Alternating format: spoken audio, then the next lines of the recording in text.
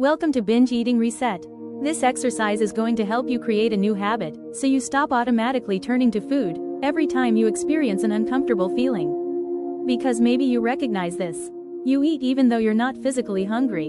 You suddenly crave something sweet, or salty, or comforting. Not because your body truly needs food, but because you want to feel different for a moment. Maybe you want relief, comfort, distraction, or simply a break from your thoughts. And in the writing exercise from the previous video, you probably already discovered a little more about which feelings trigger that urge for you. Maybe it was boredom, stress, restlessness, loneliness, or simply not knowing what to do with yourself for a moment. And that is exactly what we're going to work on today. Before we begin, find a calm place to sit for this exercise. Somewhere you feel comfortable, maybe at the kitchen table, on the couch, or somewhere quiet where you won't be interrupted for a few minutes. And this part is important. Do this exercise when you actually feel calm. Not in the middle of a binge urge. Not when the craving already feels overwhelming. But during a quiet moment. When your mind feels calmer, and your body feels more relaxed. Because right now, you are preparing something for yourself. Something that can really help you later, during difficult moments. Okay, now grab a pen and paper. What you're going to do is write down 5 things you genuinely enjoy doing. And 5 simple things you can do at home, instead of eating. So take your time with this. And make sure these are things you actually like doing. That part matters more than you think. Because if you choose activities you think you should do, it starts feeling like a punishment. Or a chore. And when a craving hits, your brain is not going to want punishment. It wants comfort. It wants relief. So be honest with yourself here. If vacuuming genuinely relaxes you, that's completely fine. But if you hate vacuuming, do not put it on your list just because it sounds productive. This list needs to feel supportive, not stressful, not forced. Think about things like reading a book, taking a short walk outside, listening to calming music, taking a warm shower, a bath, doing a puzzle, drawing, journaling, watching something comforting, stretching your body, or simply sitting quietly with a cup of tea. Even very small things count. Everything is okay, as long as it helps you feel calmer, safer, or more grounded. Do you already have a few ideas? Good. Now take another moment, and finish your list until you have 5 activities.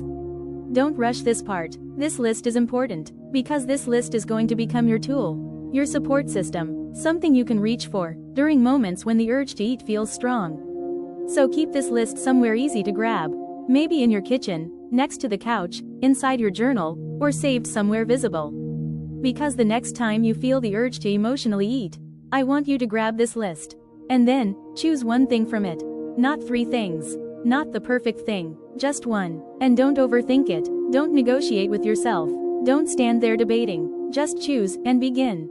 Now in the beginning, you probably won't feel like doing it. And that's completely normal, because your brain wants something else.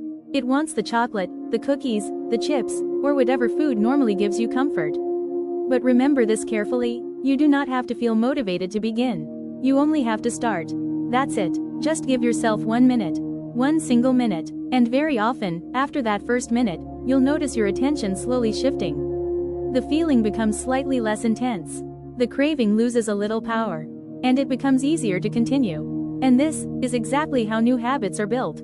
Because what you are doing right now is changing an automatic response. Until now, the pattern may have been, I feel something, so I eat. But that pattern can change.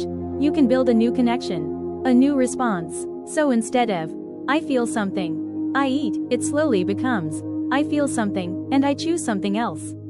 Something that still feels good, but actually helps you, instead of hurting you afterward. And this change does not happen overnight. The idea that habits magically change after 21 days, or even 66 days, is often far too simplistic.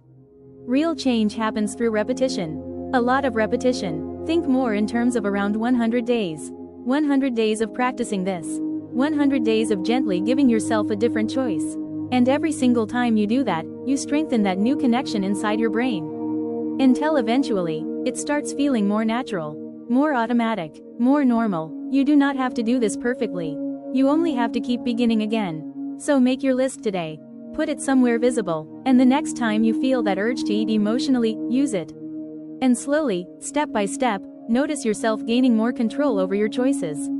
Now ask yourself this: which activity from your list are you going to try first? Choose one, and start today. And if you want to keep building these tools together, subscribe to the channel. In the next video, I'll help you bring all of these exercises together, so they become easier, more natural, and more automatic over time.